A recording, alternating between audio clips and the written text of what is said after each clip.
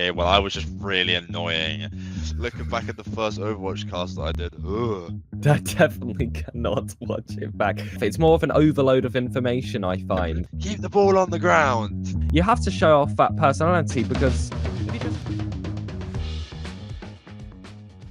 Awesome. Well, hello, and thank you very much for coming on. Nice and simple. First off, introduce yourself. My name is Aiden SirPigasus Jay, SirPigasus is what I go by online, and I am primarily a Rocket League caster. I do a bit of content creation on the side, but for the most part, it is just casting. That is my bread and butter. That is what keeps me going here in the online space. Oh yeah, that's pretty neat. But I personally work around quotes a little bit, and today I wanted to more focus on that grassroots, as we said.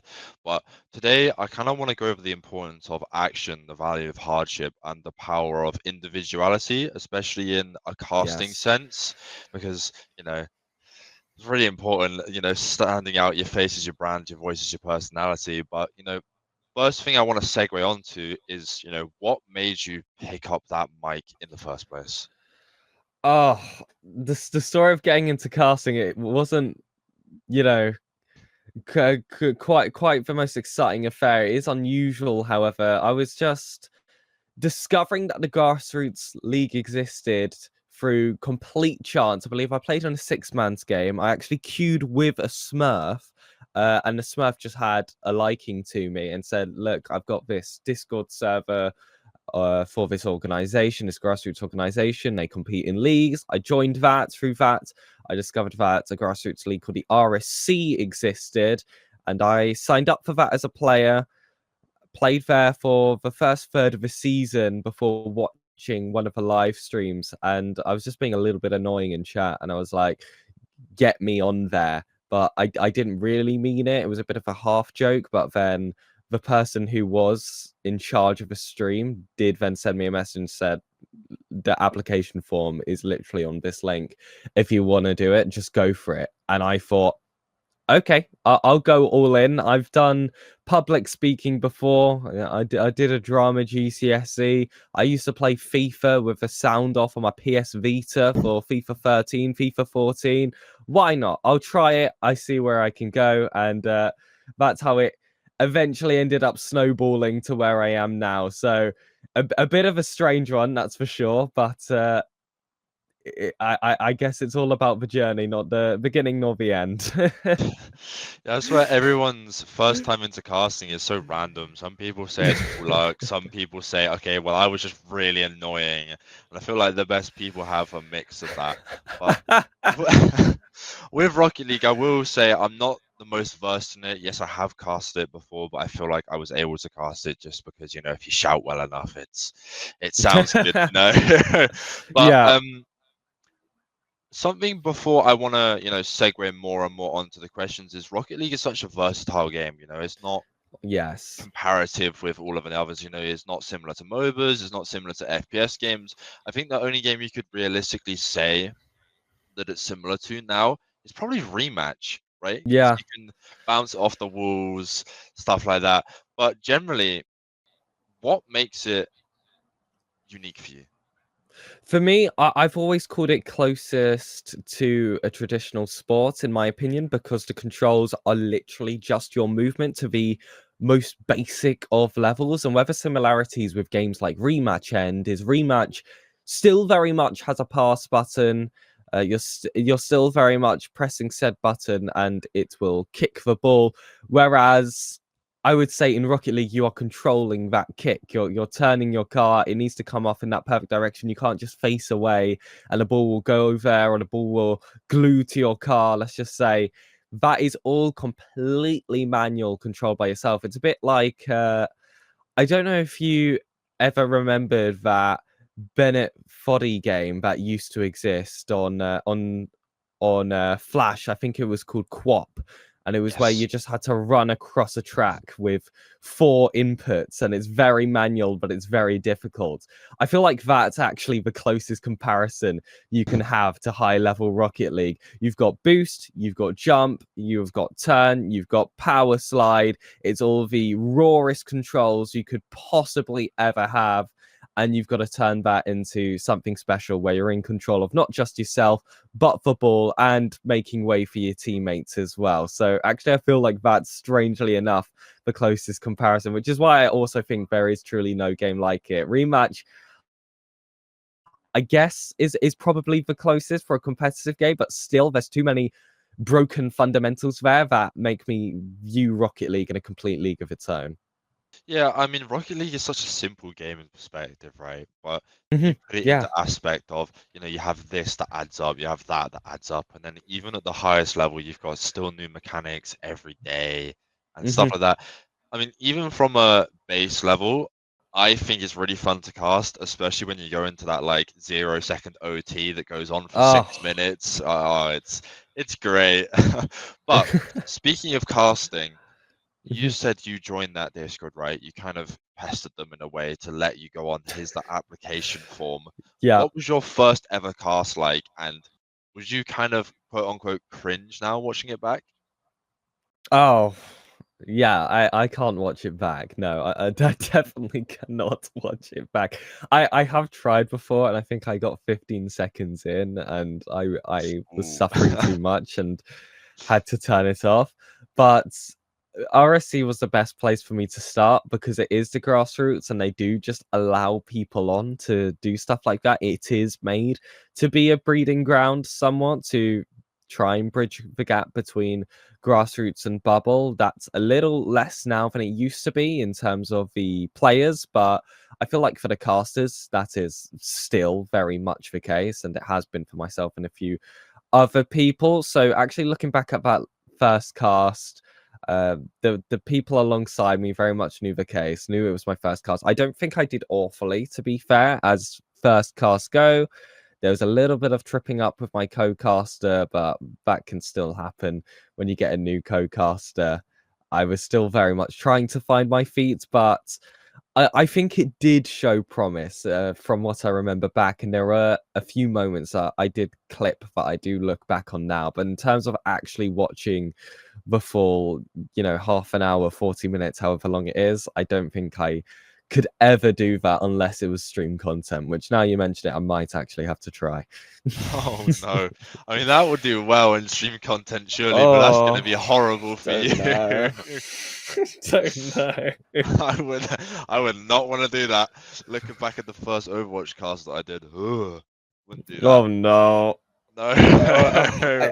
In all fairness, I feel like Overwatch it is a fair bit tougher to cast in a few rights. I mean, I don't know if it's as fast paced as Rocket League because that's Oh, always the 100% no.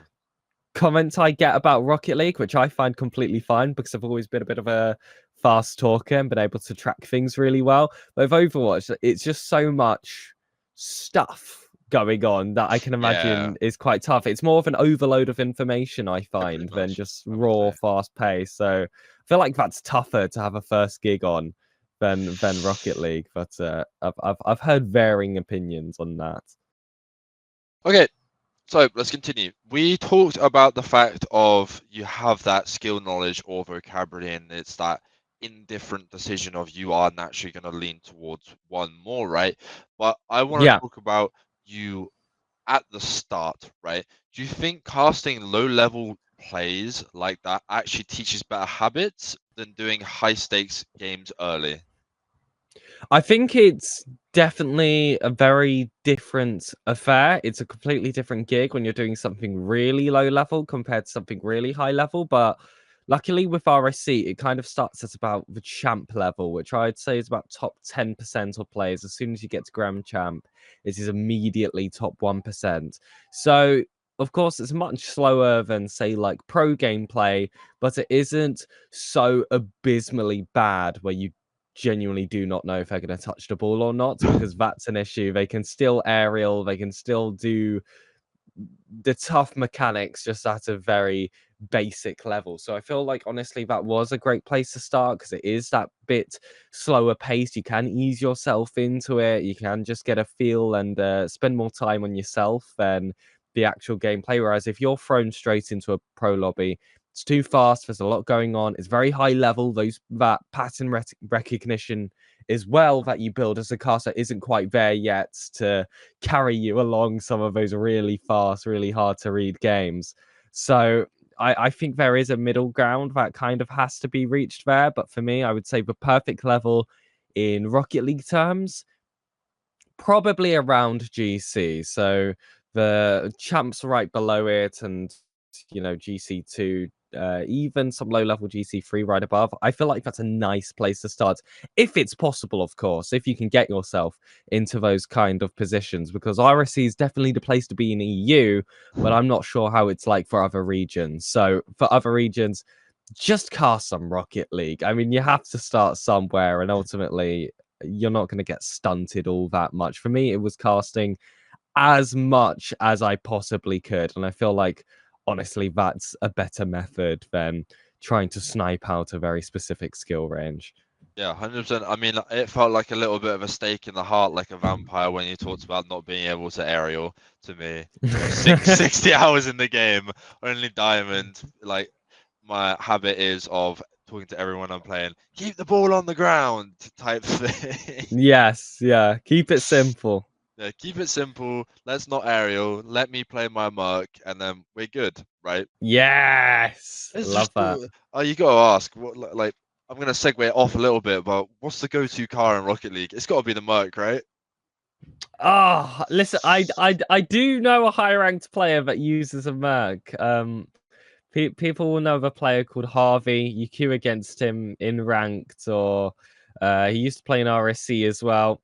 Uses the merc. He's the very highest level of the in game in terms of the rank system. I'm not saying he's a pro by any means, but no slouch player. So it just proves that you can truly do it in anything, ladies and gentlemen. And Flakes was a former professional player that really prided himself in being able to use any car he would like, because it doesn't matter, and still being able to compete. So there were a few Proteus games at the highest level back in the day, but my honest answer, unfortunately, it has been a bit of a Fennec Octane takeover with a Yeah. little bit of Dominus sprinkled on the side. I've been using the new Fennec that just came out. They made a special edition version of it, and for me, that has been my perfect middle ground. But I'm not sure if I'm the person you want to take advice about Rocket League from. No, it's perfectly fine. You know way more than me anyway. I'm a merc type user, so anything will be perfectly Listen, fine. it works. I mean, it does. 60 hours, diamond, I'm pretty happy with that. But something Not I bad do for want a to talk kill, to be fair. about, yeah, when it comes to grassroots, and esports as a whole, kind of everyone wants to be a caster now, but like, what is something Yeah. especially in that deep individuality that someone actually needs to make to stand out? Well, it really depends on the level you want to get to. If you want to be a good grassroots caster, all you really need is passion at that point, and just a general love for the game. And I do genuinely feel like anyone can do it at that level, and it's very inviting. So anyone genuinely can do it at that level if they would like to. But I mean, RSC, like I said, have always been very open in letting people on of very much every single skill levels, even if it's your first time speaking into a microphone, or your first performance. Like, that's where you make your start. So for the grassroots level, absolutely just some passion for the game, some excitement, being able to string your words together. I can imagine will help you as a caster. And for confidence, you don't even need that at first. You'll build that over time. I know some casters that were not the most confident being on camera when they first started, and just seeing how they've been able to improve over time in terms of their confidence, and just allow their already fantastic knowledge and personality to shine through, is just something that can come from experience. But then when you're going for a bit more of those higher levels, some higher level RLCS team streams, I would say, is probably one of those next levels that is easier to get to nowadays than it used to be with the open format of the RLCS. Then that's when I think your knowledge needs to be a bit better. You've got to be able to keep up with high-paced gameplay. This is stuff that just comes with experience as well. That's doesn't come naturally for everyone. And you have to have like that bit of excitement as well. I feel like there's a difference between actually having passion and being able to present it. And that's up to you to self assess whether you're doing that correctly, or if there is a confidence issue there, or, it's just something you don't think you're made for. And not everyone feels like that is the case. And for me, that's completely fine. But you'll always have a home on the grassroots. Yeah, I can definitely get with that. I mean, during that you talked about stuff like personality and trying Hmm. to get it to a higher level to do team home streams, or even trying to get to like that pro level of casting. So Oh, yeah. we can link that in an aspect with standing out, but trying to get noticed. So when it comes to trying to get noticed, do you Oh. think that personality or professionalism is more of a deal breaker? Yeah. This is something I've been trying to balance my entire career so far. This is probably the toughest part, especially with modern casting. I do feel like that personality and just that branding side of things has grown increasingly important, because Rocket League isn't a new game. It's been around for quite some time, but the pro scene has been there for quite some time, and that includes the casters as well. So it is difficult to bump away what you would call, your status quo when it comes to these casters. And sure, you can impress by your professionalism, but especially when it comes to working with certain organizations, they'll really want you to have a following alongside that.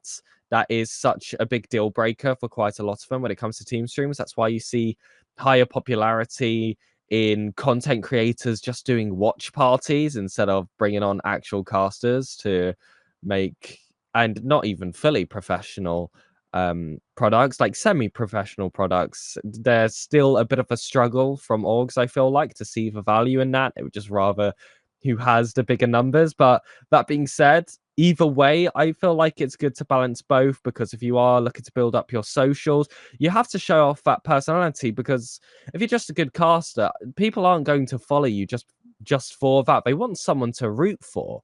They want to see someone like myself, like a lot of my good friends that have started in the grassroots, reach the very top, and they follow us to watch our journey, to see us get there, to tune in, to show support. That's what it's all about. They're not just going to follow me because I'm a good caster. There's loads of good casters. Rocket League's pretty privileged that everyone is extremely talented. You've just got to have something a little bit extra outside of what I would call, the cookie cutter great radio presentator vibe to get yourself noticed, in my opinion.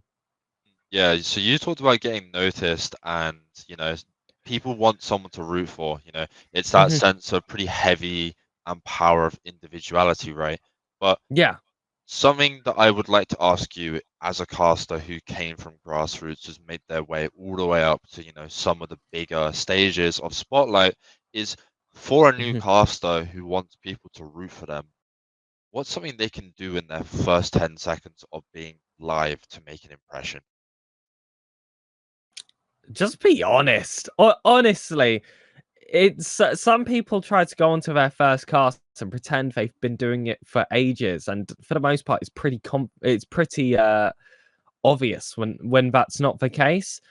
You don't need to fake it till you make it. That's what's fun about the online space. Sure, you can to an extent, but when I went on my first cast, I was very honest. I was like, "This is my first cast. It's an absolute pleasure to be here." And already, you're establishing that connection. You're being open to those that are watching you, and there is power in that honesty. When you don't know what's going on, when you can't keep up, if you sneak it in a nice way into the commentary alongside your co-caster. I would say doing it with a co-caster is very much recommended for your first few. That's when you can just allow yourself to shine through, because as much as you're not showing your like personality, you don't know what I had for breakfast this morning. You don't know what I'm going to have for dinner later. You don't know if I hung out with my girlfriend yesterday or not. But I tell you what, we're here together to watch some Rocket League. I'm here to present it to you, and this is my first time, and we're gonna get through that together, kind of vibe. So when you're starting off, that's what I recommend. Be true, be honest to your experience, and wear that with pride as well, because you don't want to pretend like you've been around for ages, yet you've still got the quality of your first few casts. You want people to look at you and be like, huh, that was his first cast. And I tell you what, I think he was decent for someone who did his first cast. If I went out there for my first cast, been, tried to be all propped up and ready and acted like I'd done it for ages, people would think, wow, he's pretty bloody rubbish for someone who's been casting for ages. Whereas instead, they got the impression of, oh, that's his first time. Not bad, got potential.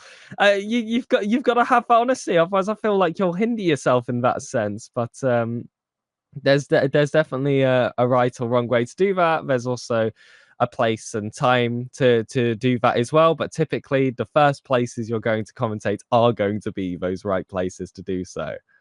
Yeah, I can 100% agree with that. It's about that aspect of being honest, right?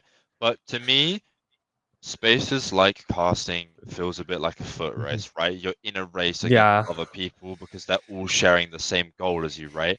So we talked about what makes that impression. How do you continue that, getting people to root for you? But something I want to tie it into is actually networking more important than talent?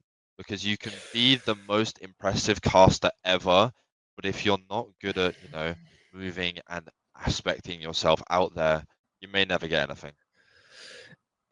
I think it's truly a case of neither is more important than the other, but there will be a point where you are going to feel bottlenecked if you have too little of the other. So if you have heaps of talent and decent networking, that will get you very far. That will get you very, very far. But then when you are trying to get that little bit extra, maybe that's when you want to bolster up your networking a bit, when you feel like there's a bit of a wall there. Or maybe you have heaps of talent and no networking.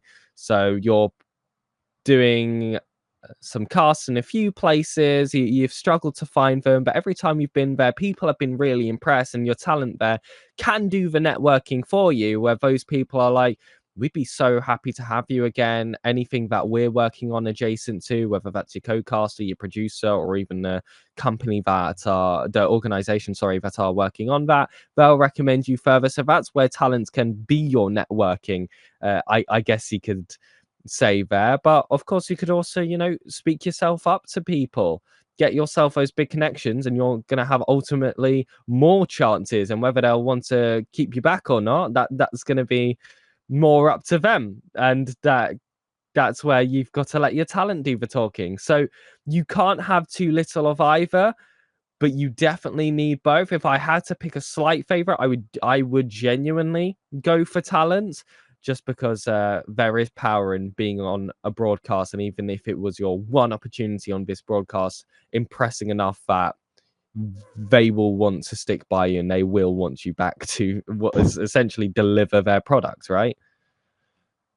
It's essentially like you're saying you're kind of Thanos in a way, no? You've got all the Yeah, yeah. Infinity Stones, but you need to You use got you different got to ones have at them each all. times. Yeah. Or have them all in your hand, right?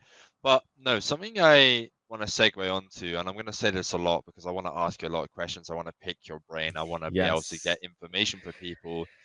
Is the aspect of breaking through onto bigger stages, right? In the Okay. start, we talked about that grassroots level of yes, how did you start? But now I want to talk about, leveling up, owning those mistakes, and living in these real Yeah. moments that actually happen, the power of your individuality, right?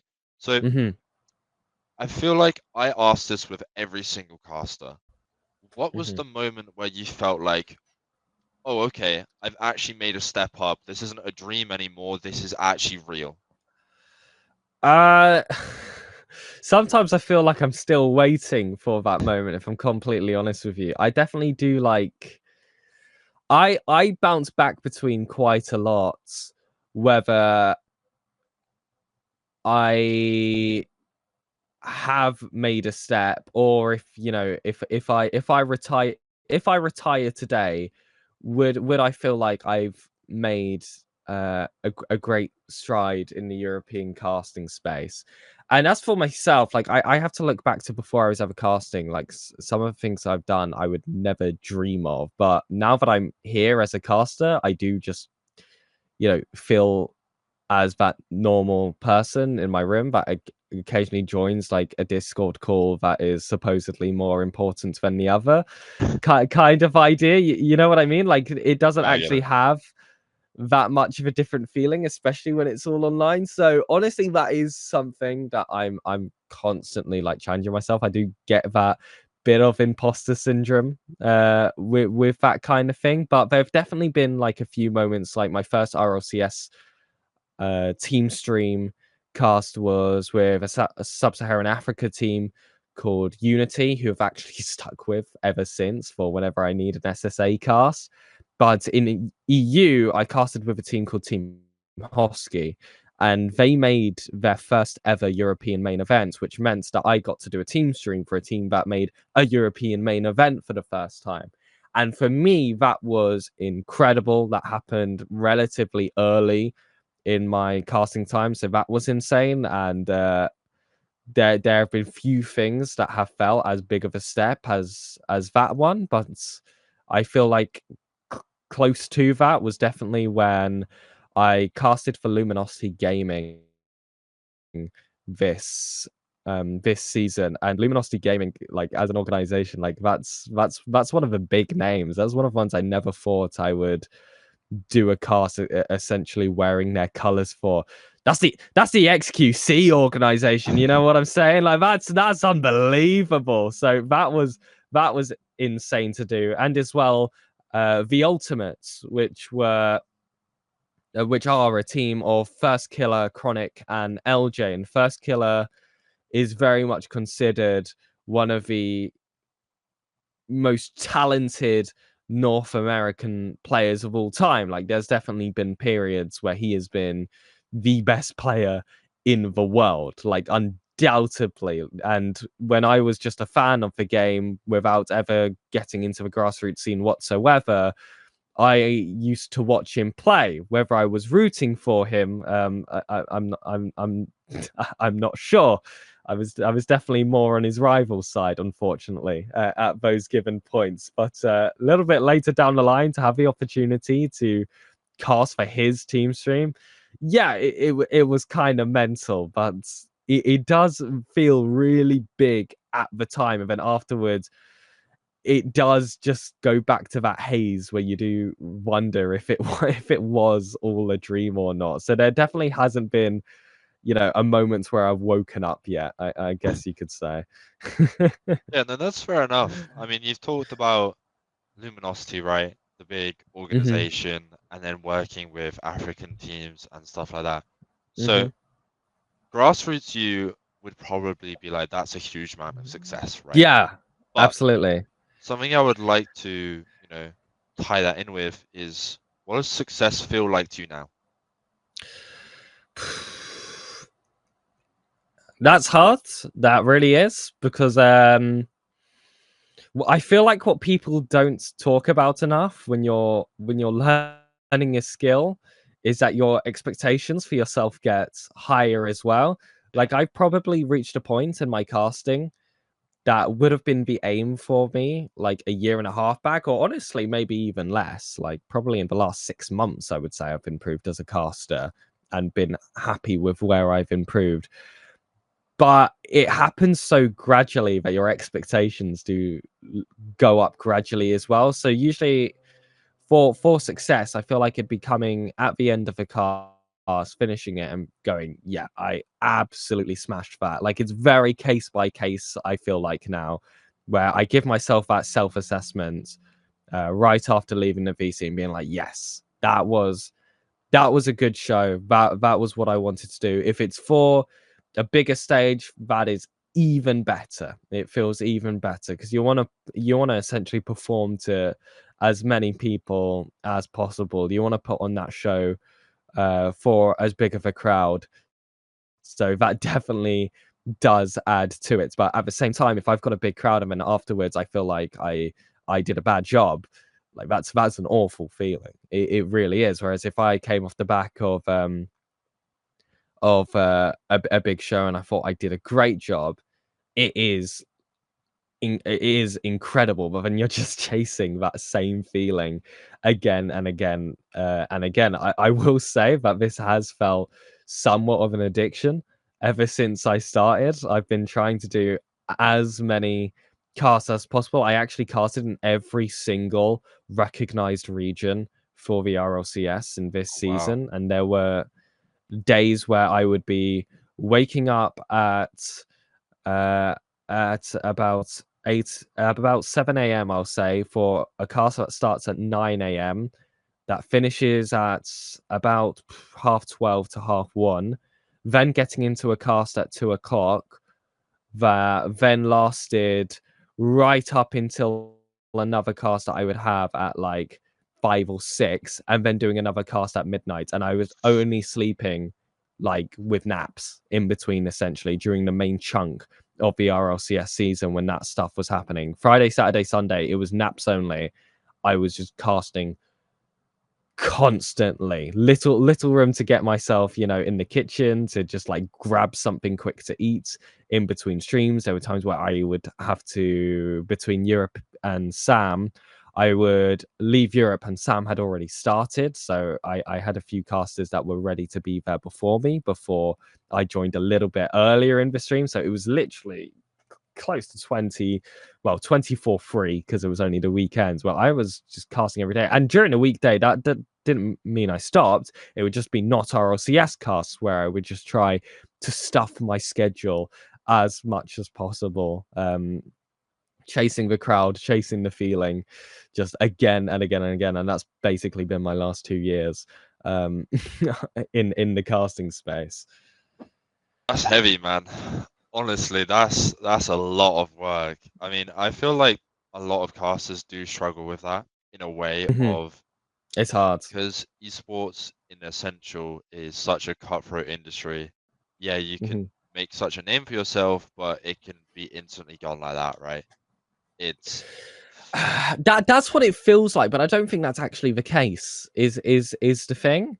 A lot of people do have that feeling that it'll just go in a snap, but I genuinely isn't. Like, it's really not. You can have a break, you can come back and do a fantastic job. You'll have maybe like a few days where you'll be rusty and you'll get yourself back into it relatively quick. And I know plenty of people that have done that, but when you are just in the stride of it, you're getting offered to cast in place, or you see an option open up, you just don't, you just have that fear of missing out, and you just want to constantly be a part of it. And people don't like to stop. People like when they have momentum, people like when they have that passion to keep on going. But no, you can very much have a break and come back. But I caught myself the other day with my girlfriend being like, I haven't casted in ages. It'd been 3 days. It literally wow. been 3 days, and I just felt like I hadn't casted in forever. And there have been times where, for example, I've been ill and I've not been able to cast. I've had like a week off of casting, and that whole week was just like was genuinely tough, because I was like, oh my gosh, I'm gonna like try and come back, and everyone would have already like forgotten about me. It's going to take ages to get myself back in the swing of casting again. I'm going to be so rusty. I'm just like itching to cast again. I do genuinely like itch to cast again. And then as soon as I'm healthy and ready, I'm back to casting as much as possible. So Yeah. it it is pretty brutal. I don't know why it has that effect on me and others. It's definitely partly that fear of missing out, because opportunities aren't planned like a month in advance. It is, for the most part, like a few days or like a week before, which I think also makes it scary, because you just like see your schedule and it's only what is possible in the next week, and you've got nothing to be excited about afterwards, if it even exists. So that definitely adds to that stress factor, alongside the whole social media aspect of it, of I'm gone for 3 days, they've forgotten about me, and things like that. Don't even get me started on being scared of missing out events. I remember one time, I'm going to talk about myself a little bit here, apologies. But Oh there no, go ahead. was a Rocket League event for Bet, and it was with Dell and Alienware, right? And I Mm. was so ill, so ill. I had Oh, norovirus and the flu at the same time, and I was throwing up blood. Yeah, that wasn't oh great. my Um, gosh. I think I threw up about 15 times in one day, and yet I still went to cast in person. And that was, I think, the most difficult cast I've ever Oh, done. I've But done similar. the reason why I'm saying that is because I wanted to segue that personal experience Mhm. onto a question for you of what is a casting gig that you underestimated or had extreme difficulty with? Because at the time when we finish a Oh, cast, I like to say we're a little bit of the Matrix. It's either the red pill or the blue pill, right? yeah, You can be extremely excited with what you've done, or you can be extremely disappointed with what you've done, right? yeah. I'm trying to think of what's one I've genuinely underestimated. I don't think there's been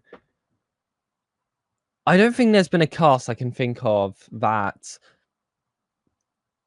I've underestimated in terms of the scale of it or any pressures that I felt on it. Maybe there have been ones where I thought the gameplay quality was going to be a little bit higher than it was, and it wasn't. And sometimes that can be a bit of whiplash when you get yourself into the casting room. You've got yourself pretty prepped up and ready for a more professional going, and that's not the case, and that's okay. But it definitely is a bit of a change of how you put on a show there, because you do have to take a bit more initiative. You have to have a bit more fun with it. But usually I'm quite quick at slapping myself into that. There have definitely been some casts where they're quite long, and I thought I would be able to hold it up for the entire time, and I felt like I've petered off at a certain point. But for the most part, those have been because, maybe I've not been looking after myself the best outside um, the booth, because I can do long stints, have done long stints, often do long stints, but sometimes I may have not prepared myself the best for that, not slept enough, not eaten enough. Um, I might be feeling a certain way as well. Yeah, your outside mental health can definitely creep into your commentary as well when you're trying to heighten up your personality. It does heighten up every single bit of it. Yes. Just that little bit, not just the parts you want to pick and choose. So I feel like actually a lot of my underestimations are typically not about the broadcast itself, but my overall preparation um, for it. I feel like, especially with casting, um, there's such an important proposition on prep that not enough Yeah. people actually do. And I Yeah. understand why, because I've been that aspect of, oh, it's just a random game, why do I need to prep for it? And then into the aspect of, okay, well, I'm getting paid for this one. Let me actually do a lot of prep. Yeah, I know. I definitely know a few people like that. Yeah, absolutely. But no, I try to prep best I can. I try to make a cool time best I can, which is quite funny because on this one I didn't. So apologies about that. But for the most part, I do pride myself on being half an hour early if possible, and stuff like that. Just for time to prep, just time to get yourself in the right mental space. But I feel like that's the part of prep that quite a lot of people neglect quite a lot, is getting yourself in that right mental space, even if it is just, sitting there for that half an hour beforehand and just having the rest of the day just kind of flow out your brain to leave space for Rocket League and the show ahead. Get yourself hydrated as well. Make sure you got a bottle of water next to you. Make sure you're looking after your throat too. I like to Well, drink some honey with hot water. That's my go-to. For some people, that's a bit too sweet, but I'm a big fan of it. But yeah, there's many ways you can prepare for a broadcast. That's not just writing down notes, because for quite a lot of places, especially in the grassroots, you're going to be casting for, there's going to be no way to even obtain notes in the first place. So it is quite literally going to be all on you.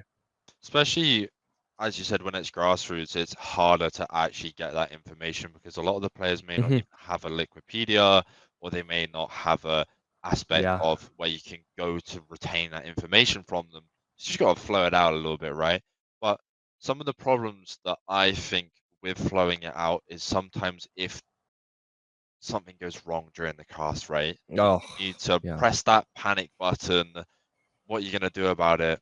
And even if it's that aspect of messing up, maybe you've got no prep or you've got no energy, or it's even a dead crowd in an aspect, how do you still show up on the mic? You've got to, well, for a dead crowd, I'll be honest, in grassroots you get used to that pretty quickly when Yep. there isn't there most people in chat, and that's okay because I know a lot of casters that don't even look at the chat in the first place. And to be fair, when you're doing certain broadcasts, you're actually supposed to not really address the chat whatsoever. So that's something you get used to relatively quick, I would say. But when something does go wrong, I know one of my earliest casts, actually, I was casting with someone and their audio died and you just had to go solo for a bit. You've just got to be able to switch that mode. That comes with practice. It comes with experience. You're probably not going to handle it perfectly the first time, but I learned through trials of fire, through many casts where things do go wrong, and with technology, as we've also discovered today, things do sometimes just go wrong. In fact, I think the funniest, the most funny mistake that ever happened during a broadcast I was on is the producer disconnected from the game, Oh no. and we did not realize. So we readied up for the next game, and we casted like 2 minutes straight where the producer was not in lobby. So it was just on our caster screens of us just casting a match that no one could see, and we didn't know that until I looked over. I didn't have a second monitor at the time, to my iPad where I had the stream running, and I saw it was just our faces. And then I just let my co-caster keep on talking, and then I just like looked at the camera, and everyone in chat had realized that I'd worked out what was going on Oh after 2 minutes no. of being like, he doesn't know, he doesn't know, he doesn't know. And I played it up a little bit. I was honest. I let it be what it was.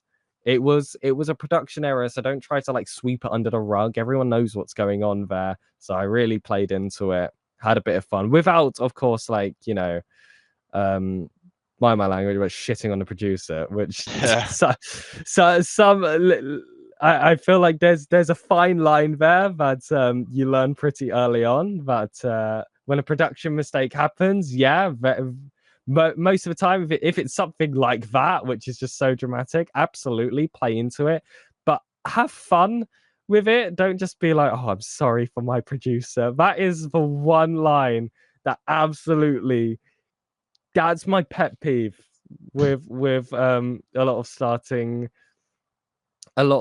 casters. Just like the apologizing to just an unbelievable level. And yeah, you do have to apologize to an extent, being like, oh, sorry, do not have to game us, but don't be like, oh, sorry, our producer just didn't go. Oh, sorry. No, you gotta keep the vibes up, keep it fun, keep it going, make sure everyone still gets their fair share of love. It's not an easy job everywhere. So you've got to keep the vibes high. You've got to keep it flowing. So that's I feel like we ended up stumbling on my answer through a few sidelines there. Keep it fun, and again, just keep it honest. Keep it honest. If you can move on from it, move on from it. But if it's something like that which you really cannot, then you don't have to. as long as you do it in a professional way, and it's a good chance to show that individuality as well with how you have fun with it. Yeah, I mean, you've reminded me of stuff that I've had personally happen, and it's just been making me giggle a little bit. I mean, my producers, for some reason, one of them really likes to say Italian brain rot in my ear when I'm trying to Oh, cast, and it's like oh yes. I'm in a super big moment, and then I'm starting to hear tralalelo tralala in through talkback in my ear, and I've it's like, yeah. stop, please. I've had that before. It's so fun. Luckily, I can say that I do have my fair share of friends in the space. Um, But sometimes that means having that second monitor open, and whilst you're trying to give a call, someone will just like message you something silly, or again, like you said, your producer will hot mic and just try to slip you up for fun. That's when you're very much on a broadcast with all your friends. That won't happen. When you're working with very, very large events, but it can still happen. It's still a bit of fun, but I do genuinely think that has a positive result for it, because you just end up with a production team that you're happy with, and when vibes are high in the green room, it really does show itself in the production as well. So as much as that might seem a little bit silly and a little bit unprofessional, is because it kind of is, but it does add a lot as well. I do find when you have that relationship with your producer and your co-casters. Oh, honestly, I mean, the best casters survive that chaos, right? As part of the job. But thing I want to talk about is how important is that relationship in the green room with your co-caster or some other people? Mm. I was talking to a League of Legends caster. I'm not sure if you know him, but his name's Hysterics, and it was just the Mhm. fact of be humble, don't show ego, and just Yeah, be kind in general, right? yeah, absolutely. But being humble is so important. You're not more important than your caster next to you. It's not. It's not your show either. It's his too. It's everyone's show that's involved. And frankly, for the most part, it's the player's show. It's not either of the casters. And when it gets to that point, even if you're the host, that's still not going to be just your show. You've got to keep it open.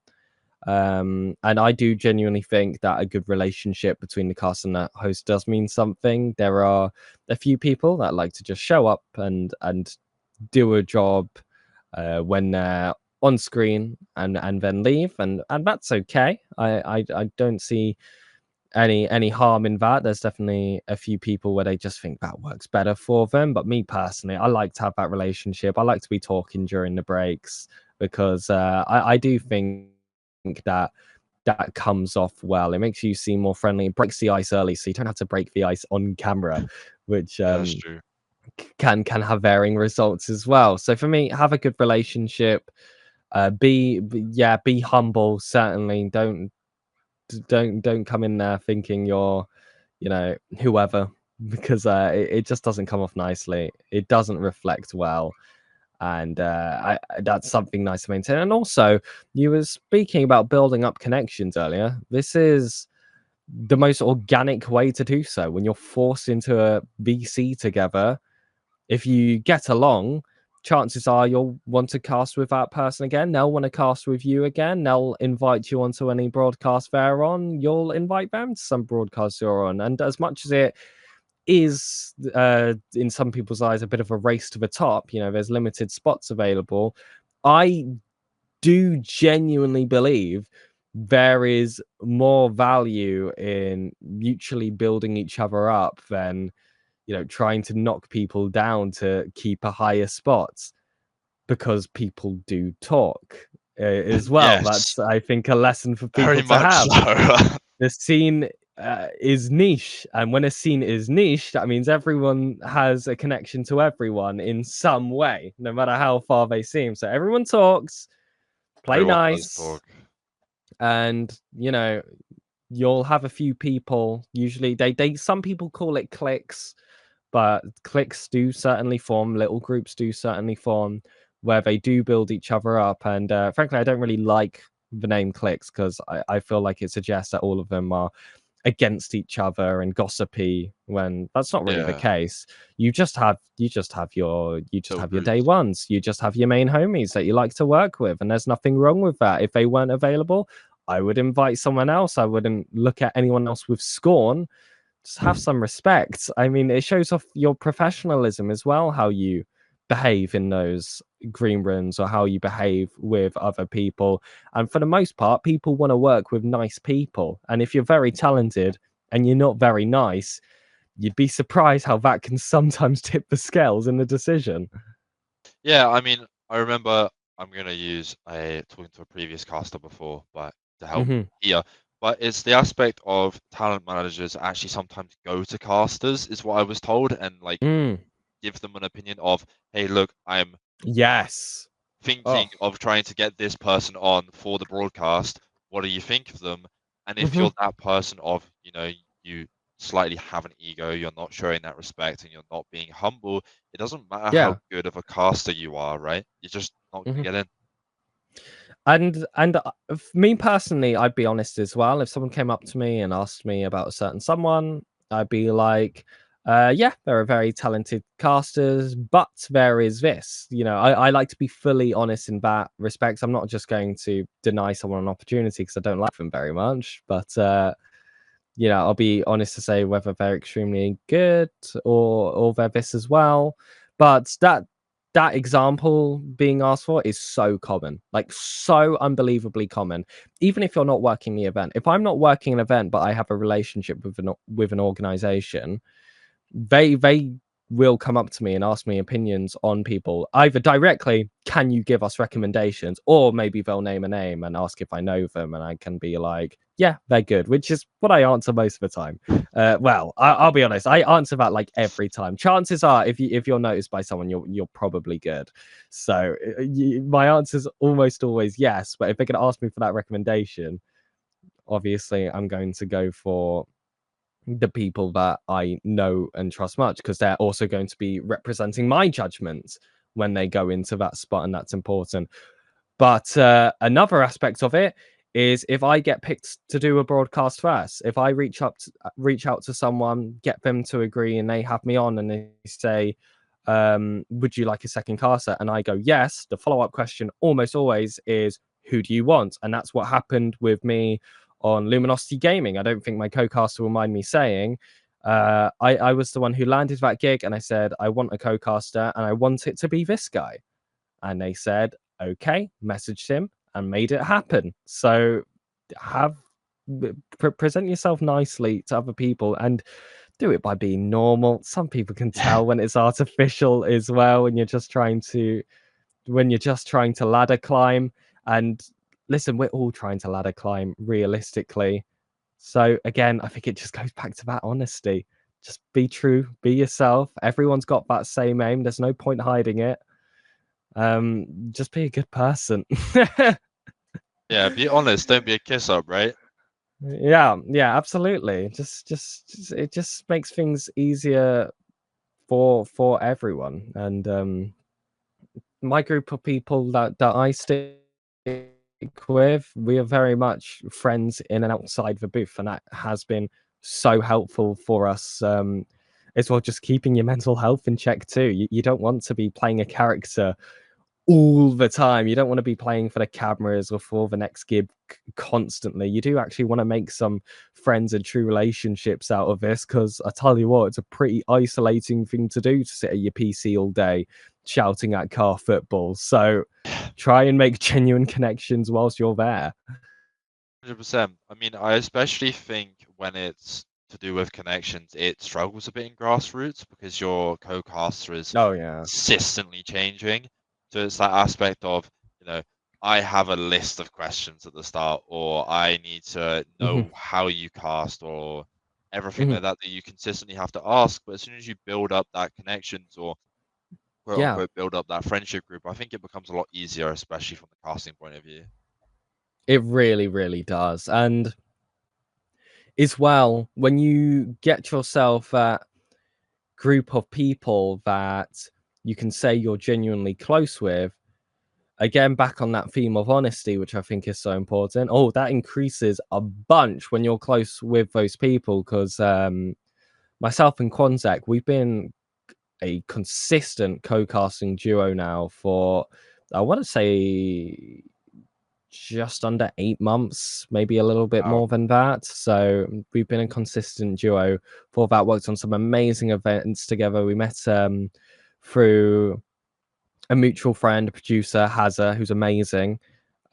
He works these monthlies called Redirect Monthlies. And me and Contact worked together for the first time. Immediately hit it off. He was true and honest afterwards. He was like, "That was an amazing cast.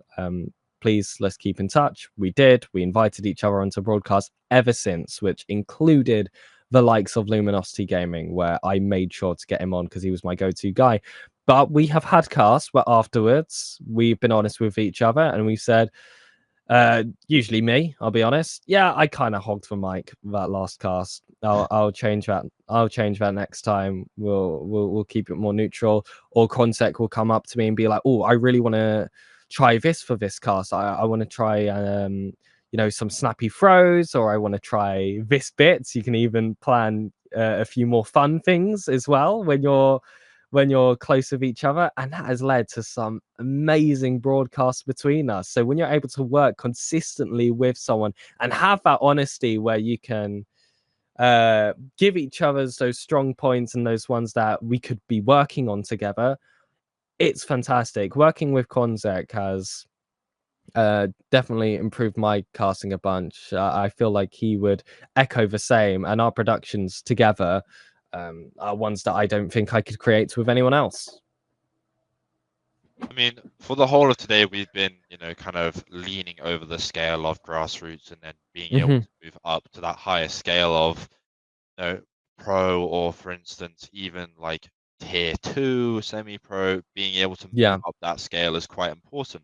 But something I think a lot of grassroots people don't get on immediately is branding yourself, right? You are an entertainer yeah, when you are in this, and you essentially imagine it like a kitchen. You're working in a team, right? So it's that yeah. aspect of what mistakes do you see these newer casters making all the time when it comes to branding yourself? Hmm. That's really tough. That is really tough because branding was something that I had nailed down immediately, like the SirPigasus branding, the specific pink, which hex code I've memorized for years now, was clamped down for over 5 years. And that was before I was ever a caster, but I always felt like one day I wanted to go into the online space. So I just kind of had all of that stuff prepared. Sorry. Oh, you're fine, don't worry.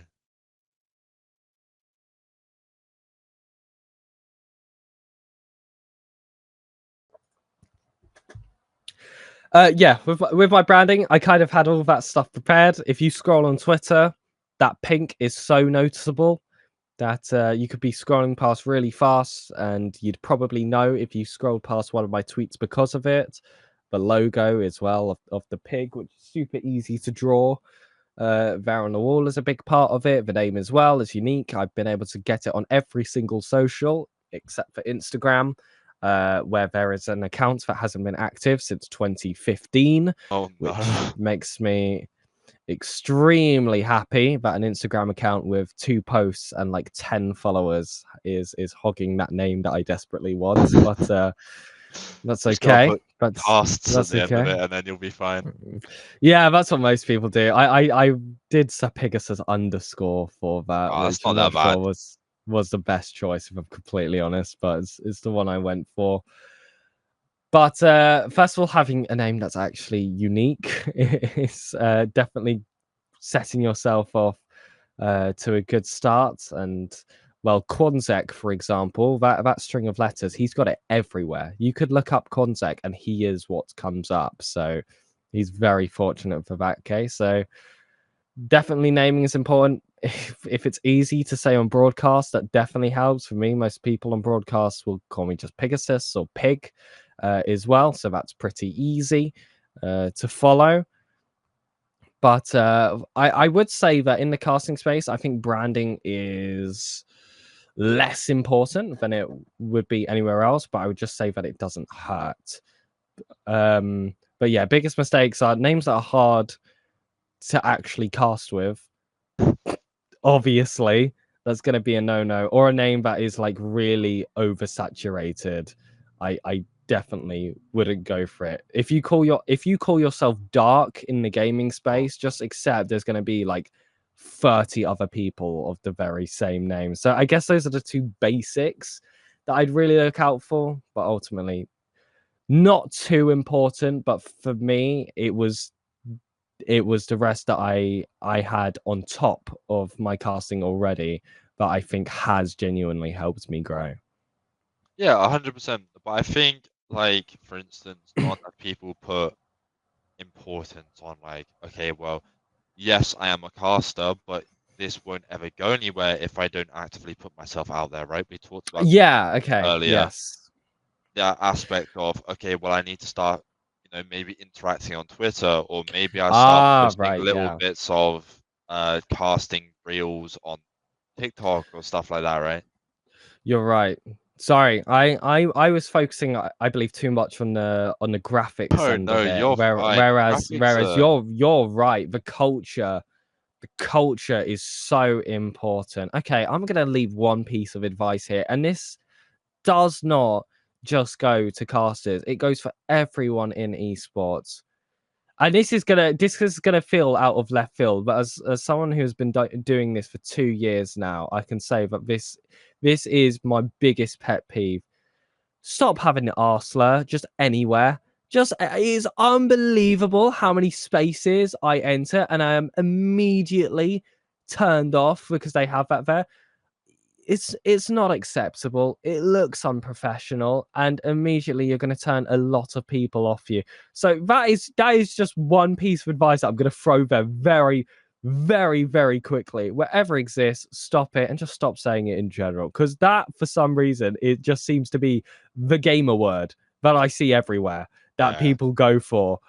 But if you want to be a professional and just like a member of society that people are going to look at and immediately know they can get on with, don't just have that plastered everywhere. I've seen some horrific Twitter feeds from people that are trying to make it in the space, and wow. I know immediately they never will for that sole reason.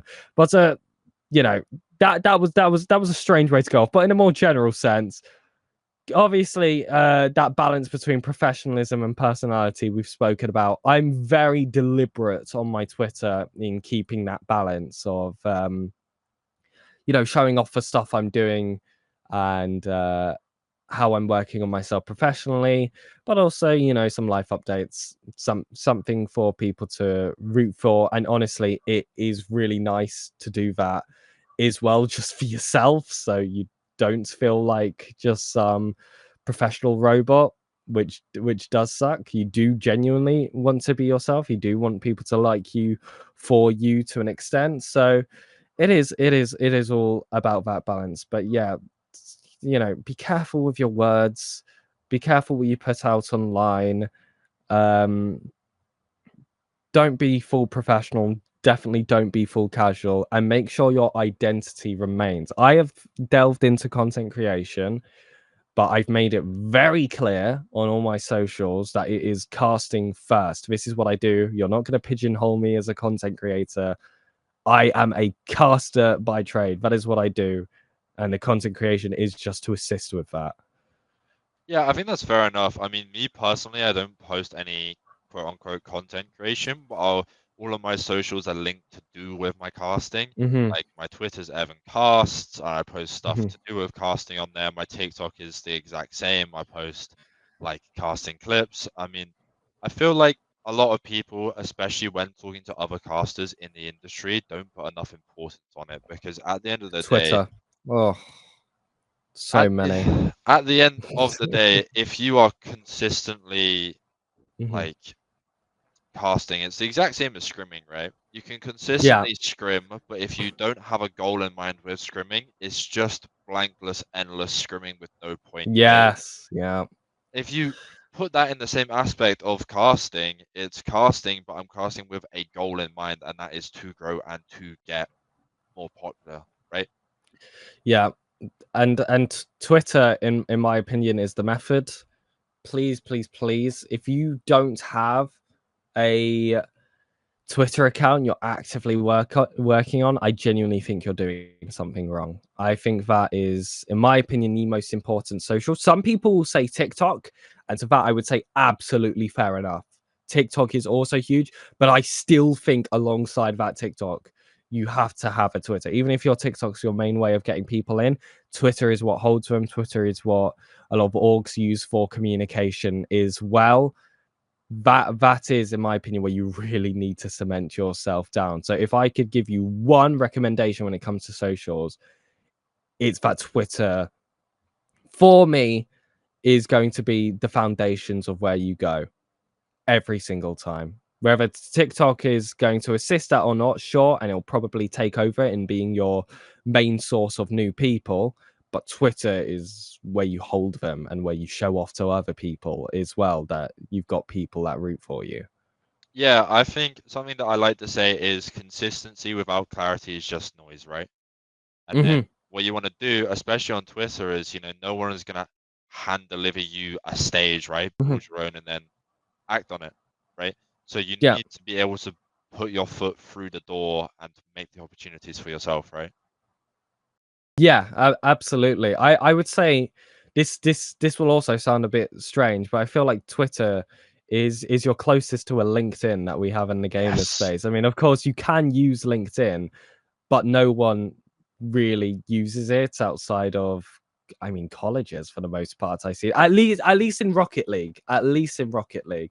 I know for other esports you definitely um can use LinkedIn, but for Rocket League especially, it feels like Twitter is actually going to be much better in getting you jobs and connecting and reaching out to people, which is why I think it is crucial that you are on there and advertising yourself. 100%. I mean, if you want to make it impossible to ignore you, right? But Hmm. I want to end on a thing that I ask to every Okay. single caster that has come on so far. It's a little bit of a difficult question, so you can take your time if you want to.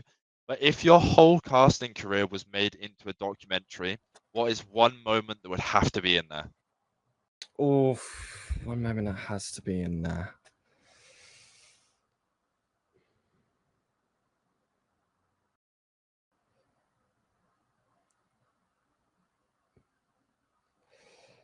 Um,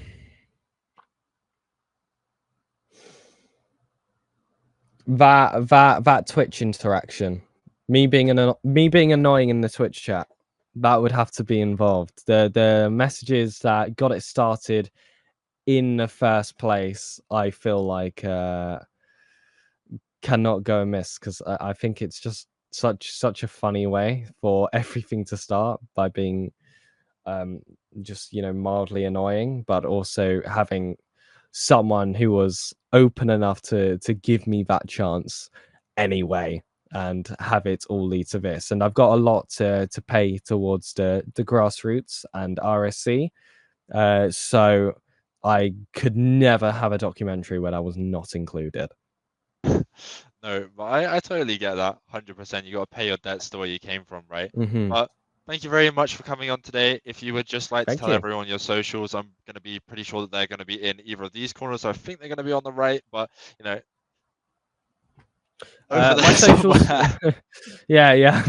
My socials are SirPigasus on absolutely everything. That's Twitter, Twitch, YouTube, TikTok, uh, anything else except Instagram, as we've unfortunately covered, is SirPigasus _ and it's a little bit inactive. But I will change that if you, yes, you specifically follow it. If you don't follow it, you're ruining it for everyone. So make sure that is not the case. But thank you very much for having me on. It's been No incredible. worries.